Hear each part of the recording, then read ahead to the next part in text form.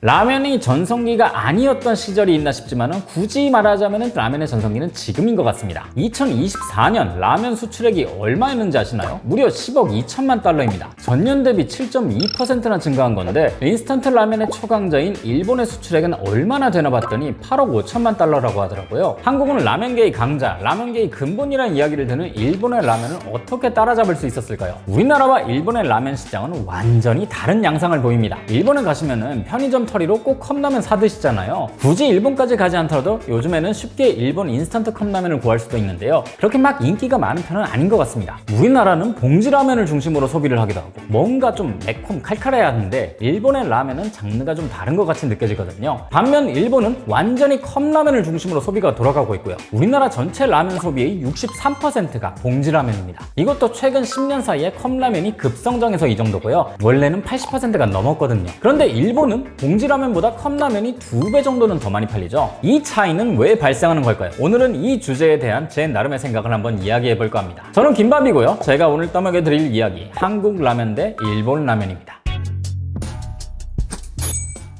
컵라면의 원조는 아시다시피 일본입니다. 1971년 일본의 니신 식품에서 컵누들을 출시하면서 컵라면 시장이 열렸죠. 출시 당시 가격은 100엔, 당시 봉지라면이 30엔이었으니까 굉장히 비싼 제품이었습니다. 이 컵라면이 일본 전역에 퍼지기 시작한 건 1972년에 벌어진 인질극 때문입니다. 이른바 아사마 산장 사건. 일본 나가노현에서 적군파 일원이 인질극을 벌이면서 경찰과 10일 넘게 대치한 사건인데요. 이때 일본 경찰들에게 니신의 컵누들이 지급되는데 한겨울에 경찰들이 야외에서 컵라면을 먹는 모습이 라이브로 중계되면서 엄청난 광고 효과를 봤던 거죠. 순간 최고 시청률이 거의 90%에 육박했으니까 일본 전 국민이 봤다고 해도 과언이 아닙니다. 이전까지 컵누들에 대한 인식은요, 비싼데 좀 새로운, 말하자면 간식 같은 개념이었습니다. 그런데 이 아사마 산정 사건 중계 이후로는 인식이 좀 더 진화합니다. 맛도 맛이지만은 냄비 같은 조리도구가 없는 이런 특수한 상황에서도 먹을 수 있고 비상식량으로도 활용 가능하다는 인식이 생겼으니까요. 여기다 편의점까지 등장하고 성장하면서 컵라면 매출은 매번 고점을 넘기게 됩니다. 자, 이렇게 맞이한 1980년대 일본에선 전통적인 가족 구성원이 해체되기 시작했고 1인 가구가 급증합니다. 편의점은 그야말로 대호황기를 맞았고 여기서 컵라면은 가장 핵심적인 아이템이 됐죠. 집에서 라면을 먹어도 봉지라면이 아닌 컵라면을 사서 먹는 사람들이 늘어났고요. 이때 많은 기업들이 너도 나도 컵라면을 출시했지만은 이 트렌드를 좀 더 뾰족하게 읽은 곳은 일본의 에이스쿡이란 곳입니다. 당시 일본의 봉지라면은 보통 90g 정도였고 컵라면은 휴대성이 중요하다 보니 평균 60g 정도 됐는데요. 에이스쿡은 기존의 컵라면 양에서 50%나 더 늘어난 90g의 컵라면 슈퍼컵을 출시하거든요. 봉지라면과 똑같은 양으로 컵라면을 출시한 거죠. 이때부터 컵라면은 더 이상 휴대가 용이한 음식이 아닌 그냥 봉지라면보다 좀 더 우월한 제품이 됩니다. 양도 맛도 비슷한데 편의성은 더 높으니까요. 1989년 일본 라면 시장에서는 컵라면이 봉지라면을 추월했고 봉지라면의 판매량은 계속 줄어들었습니다. 여기까지 보면은 한국에서 컵라면이 인기를 얻게 된 배경과 거의 다를 바가 없어 보이는데요. 한국과 일본의 라면 소비에는 왜 이런 차이가 발생하게 된 걸까요? 이건 두 나라의 라면의 태생은 비슷해 보이지만 성격은 완전히 다르기 때문입니다. 이야기를 해드릴게요. 우선 일본의 라면은 라멘, 소바,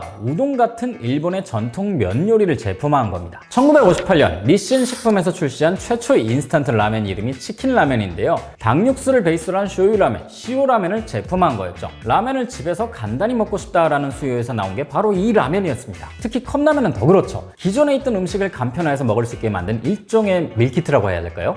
그런데 우리나라 라면은 좀 다릅니다. 우리나라 최초의 라면인 삼양라면은 일본의 묘조 식품에서 기술과 기계를 무상으로 이전받아 생산했습니다. 출발점은 일본의 인스턴트 라면이긴 한데요. 이후에 우리나라 사람들의 입맛에 맞게 육수 베이스를 소고기로 바꾸고 매운맛을 더하면서 창의적이고 고유한 맛의 라면들이 만들어졌죠. 신라면의 원형을 뭐라고 이야기할 수 있을까요? 저는 신라면은 신라면 그 자체라고 생각하거든요. 무근본의 근본인 셈이죠.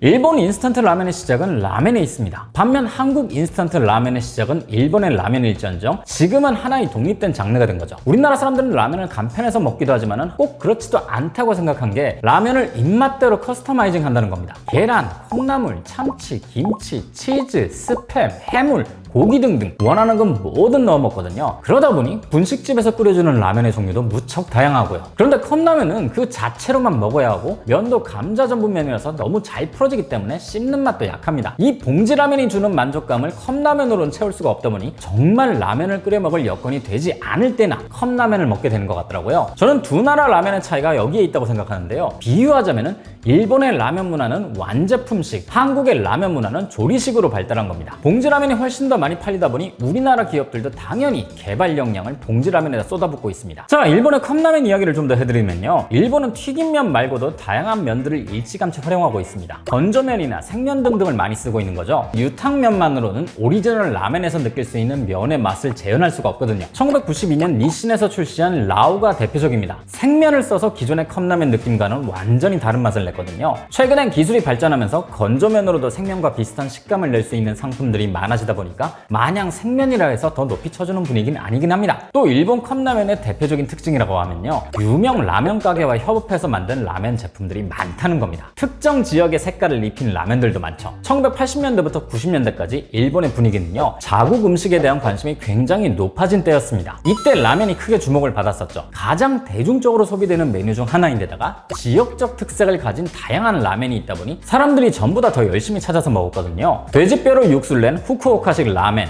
미소 된장을 활용한 삿포로식 라멘 등은 이미 이 시기에도 전국구 라면이 되었고요. 우리나라의 지역별 국밥과 비슷하게 생각하면 될 것 같네요. 이 트렌드를 완벽하게 읽은 컵라면은 야마다이의 스고맨입니다. 2001년에 출시한 컵라면인데요. 일본 전역의 라멘의 특색을 조사하고 이걸 꽤 디테일하게 재현한 제품이었습니다. 현지 식재료도 활용하고 주민들 대상으로 조사도 엄청 철저하게 했었죠. 이런 걸 보면은 당시 일본의 컵라면은 더 이상 단순한 공산품이 아닌 경험적 소비의 일환이 됐다고도 할 수 있습니다. 1990년대 후로는 라멘이 장인의 음식이란 인식이 생겼고 2000년대 들어서는 그야말로 라멘 르네상스가 열렸습니다. 전통적인 방식에서 탈피해서 다양한 변화를 시도하는 라멘 가게들이 많이 생겼거든요. 우리나라에도 몇 년 전부터 새롭게 재해석한 국밥들이 많이 등장하고 있는데요. 이것과 비슷한 양상이라고 보면 됩니다. 일본 사람들도 유명 라멘 맛집을 찾아다녔던 거죠. 이 트렌드가 컵라면에도 그대로 반영이 됐습니다. 니신과 세븐일레븐이 출시한 유명 가게의 맛 시리즈가 있는데요. 삿포로 미소 라멘 명가인 스미레바, 하카타 돈코츠 라멘의 양대 산맥 중 하나인 이프도 라멘을 컵라면으로 출시합니다. 아마 이 지역으로 일본 여행 가시는 분들은 한 번쯤 들어보셨을 거예요. 이 컵라면은 가게 이름만 빌린 게 아니라 완성도도 꽤 높았습니다. 시리즈가 성공적으로 자리를 잡다 보니 이후 라멘 회사들과 편의점들이 너도 나도 일본 전역에 유명하다는 가게들과 제휴를 맺고 라멘과 소바를 출시하기 시작했죠. 이런 이벤트들을 쭉 나열해서 보고 나면은 결국 한 가지로 귀결됩니다. 일본의 컵라면은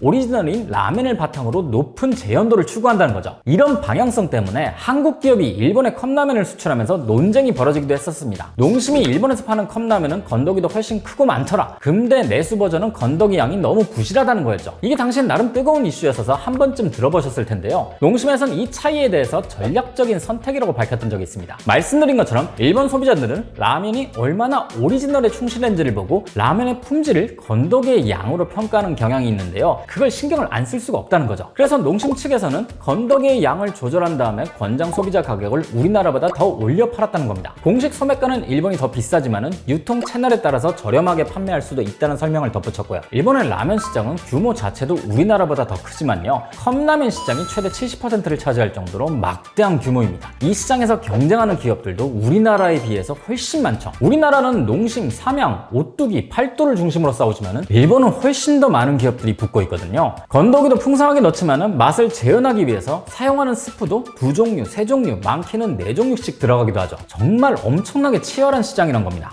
하지만 우리나라는 건더기 스프가 따로 없던 시절에 일본 인스턴트 라면을 오리지널로 두고 있기도 하고 국물 맛은 스프에 전적으로 의존하고 있습니다. 건더기는 사실 보는 맛과 씹는 맛을 더하기 위한 부가적인 장치죠. 건더기가 풍성한 라면이 가끔 나오긴 하지만 소비자는 여기에 크게 열광하진 않거든요. 국물과 면의 식감에 훨씬 더 많은 초점이 맞춰져 있죠. 그래서 우리나라와 일본은 건더기를 대하는 태도가 다르다고 볼 수 있습니다. 한국과 일본이 라면을 대하는 인식은 양국의 라면 가격에도 반영되어 있습니다. 우선 일본은 100엔대의 저렴한 가격부터 300엔이 훨씬 넘는 프리미엄 컵라면까지 엄청나게 다양하거든요. 컵라면이 아무리 비싸봤자 오리지널인 라멘보다는 저렴하니까 이 돈을 낼 수가 있는 거죠. 하지만 우리나라는 뭐랄까요? 라면이든 컵라면이든 가격에 심리적인 저항선이 있습니다. 실제로 프리미엄 라면들은 판매 성적이 좋지 않거든요. 라면은 제가 정말 좋아하는 주제입니다. 한국인의 식사에서도 빼놓을 수 없고 시장 규모도 커서 들여다볼 것들이 많고 요즘엔 수출까지 고점을 찍는데 이 시장에서 벌어지는 격렬한 싸움도 아주 흥미진진하죠. 매년 쏟아지는 창의력 넘치는 신제품들은 말할 것도 없고요. 인스턴트 라면이란 똑같은 음식을 두고 나라마다 어디서 기원이 된지를 보면요, 여러분들도 매일 먹는 라면이 좀 더 흥미롭게 느껴지실 수 있을 겁니다. 결국 중요한 건 그 나라 사람들에게 라면은 어떤 의미인가 이거든요. 미국이나 유럽에서도 자체적인 라면 문화가 생긴다면 어떤 모습의 시장이 형성될지도 저는 궁금하네요. 오늘은 여러분들이 가장 좋아하시는 컵라면을 댓글로 달아주셔도 좋을 것 같습니다. 아마 상위권은 정해져 있을 것 같기도 한데요. 한번 기대해 보겠습니다. 그럼 저는 다음 주에 뵙겠습니다.